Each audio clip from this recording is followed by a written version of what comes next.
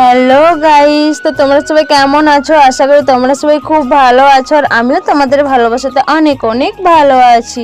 তো এই শীতের সন্ধ্যায় তো একটু গরম গরম পাস্তা হয়ে যাক, ওই জন্য আমি আর রিয়া বসে পড়েছি পাস্তা করার জন্য। তো দেখো, এখানে আমরা জল দিয়ে পাস্তাটাকে সিদ্ধ করতে দিয়েছি লবণ দিয়ে। তো দেখো, এবারে কিন্তু দেখে মনে হচ্ছে সিদ্ধ কিন্তু হয়ে গেছে, যেহেতু অনেকক্ষণ বসিয়েছিলাম। পাস্তা যেহেতু সিদ্ধ হয়ে গেছে তার জন্য আমরা নামিয়ে নিয়েছি। তো দেখো, পাস্তাগুলোকে দেখতে কিন্তু খুব সুন্দর লাগছে। আর তোমাদের কার কার পাস্তা খেতে ভালো লাগে অবশ্যই কমেন্টে জানাবে। তো এখানে কিন্তু আমরা একটা মশলা রেডি করে নিচ্ছি। তো টমেটো আরও অনেক কিছু দিয়েছি, পেঁয়াজ, লঙ্কা আর যা যা মানে পাস্তার জন্য লাগে সব কিছুই দিয়েছি।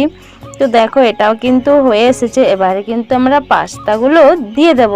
তো দেখো, এখানে কিন্তু পাস্তাগুলো দিয়ে দিয়েছি।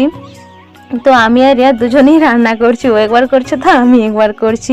তো দেখে তো মনেই হচ্ছে যে খুব সুন্দর খেতে লাগবে। তো দেখো, এখানে কিন্তু আমাদের পাস্তা হয়ে গেছে, আর দেখতে দেখো কত সুন্দর লাগছে।